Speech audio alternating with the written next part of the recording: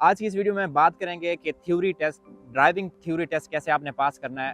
अगर आपने provisional licence के लिए अप्लाई कर लिया है, उसके बाद आपका जो नेक्स्ट स्टेप होता है वो होता है थ्योरी टेस्ट के लिए अप्लाई करना। अप्लाई करने के लिए आपको डेट लेनी पड़ती है, अप्लाई करना पड़ता है ऑनलाइन। आप जाएंगे, गूगल पे लिखेंगे, मैं लिंक भी दे दूंगा नीचे डिस्क्रिप्शन में।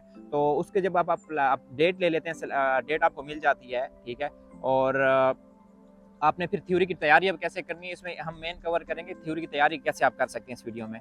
तो थ्योरी की तैयारी के लिए बेसिकली DVLA ने अपनी एक वेबसाइट पे भी, और प्लस उन्होंने अपनी एक एप्लीकेशन बनाई हुई है जो कि एंड्रॉयड और iOS दोनों में अवेलेबल है एप्पल स्टोर में, ठीक है। और आप तैयारी दोनों में से किसी पे भी कर सकते हैं, डिपेंड करता है। मैंने अपने लिए जब मैंने जहाँ से तैयारी की है वो मैंने थ्योरी एक application theory test driving test की 4 in 1, ठीक है। ये वो उसकी लिंक भी मैं दे दूंगा, या मैं और उसके साथ साथ उसकी मैं तैयारी कैसे करनी है ये मैटर करता है, क्योंकि तैयारी करने का हर किसी का अपना अपना एक पैटर्न होता है।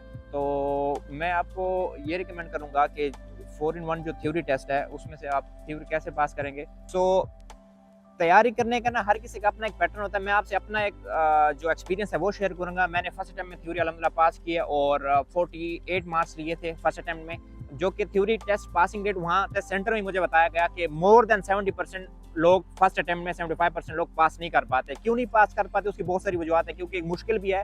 50 में से 47 वाला पास है, 43 वाला, 50 में 43 वाला पास है, और प्रेशर होता है और तैयारी लोग नहीं करते हैं। तो आपने तैयारी कैसे करनी है, मैं आज वो अपना एक्सपीरियंस शेयर करूंगा कि मैंने कैसे तैयारी की है। उसमें एक मॉक टेस्ट दिए गए होते हैं कि आपने मॉक टेस्ट अटेम्प्ट करें। Mock test same as it is होते हैं जैसे आपने ओरिजिनल थ्योरी टेस्ट में देने हैं, लेकिन क्वेश्चंस की वर्डिंग रिफ्रेज हो सकती है, ठीक है, चेंज हो सकता है, लेकिन वो वही होगा। फॉर एग्जाम्पल अगर आपसे हेजर्ड के बारे में पूछा गया, आपसे आपके रोड के बारे में पूछा गया, साइन के बारे में पूछा गया, वो सारे क्वेश्चन वही होते हैं। टोटल 750-800 टोटल क्वेश्चन है, लेकिन रिफ्रेज होते हैं, ऑप्शन थोड़े से चेंज होते हैं, कोई न्यू ऑप्शन ऐड होते हैं, कुछ एक दो अगर न्यू क्वेश्चन पूछ लें तो कोई नई बात नहीं है। तो लोग क्या करते हैं, मॉक टेस्ट अटेम्प्ट करते चले जाते हैं, कभी 30, कभी 40, कभी 50। लोगों का कहना आम तौर पर यह है कि आप अगर उसमें टेस्ट पास करने लग जाएं, फॉर एग्जांपल आप 45 लेने लग जाएं फ्रीक्वेंटली टेस्ट में, तो आप जाके थ्योरी दे सकते हैं। नहीं, कभी भी नहीं, मैं रिकमेंड नहीं करूंगा। आपने जब भी अगर थ्योरी की तैयारी करनी है, तो मैंने जो पैटर्न अपनाया था उसमें ना कोई 10 से 11 सेक्शन है। फॉर एग्जांपल हैजर्ड परसेप्शन का, फॉर एग्जांपल रोड साइंस का, इस तरह के बहुत सारे और भी सेक्शन है। हाँ, सेफ्टी का, रोड सेफ्टी का, ठीक है, इस तरह के और भी बहुत सारे उसमें सेक्शन दिए गए हैं, ठीक है। आप वो देखेंगे, डाउनलोड करेंगे तो आपको मिल जाएंगे।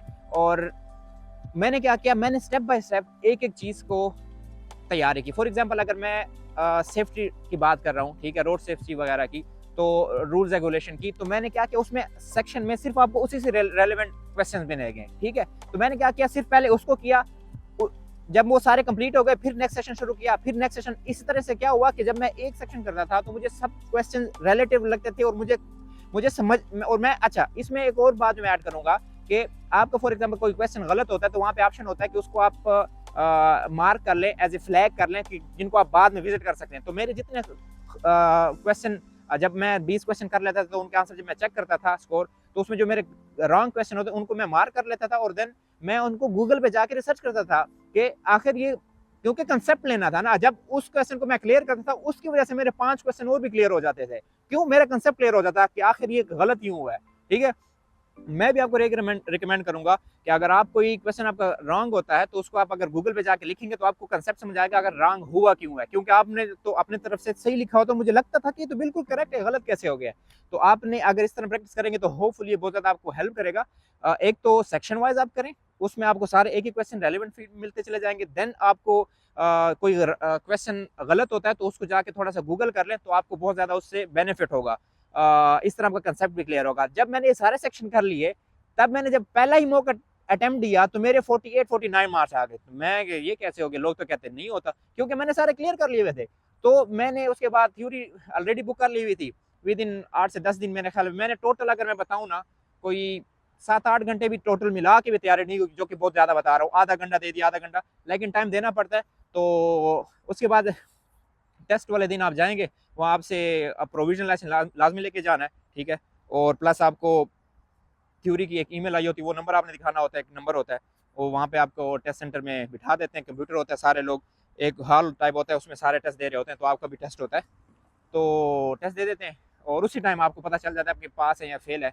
तो अल्हम्दुलिल्लाह मैं तो पास हो गया और बेस्ट ऑफ लक। और आपके इसके अलावा अगर कोई क्वेश्चंस हैं relevant to the driving test और relevant to the theory test तो आप पूछ सकते हैं कमेंट में, इंशाल्लाह पूरी कोशिश करेंगे आपको हम बता सकें। थैंक यू, जज़ाकल्लाह।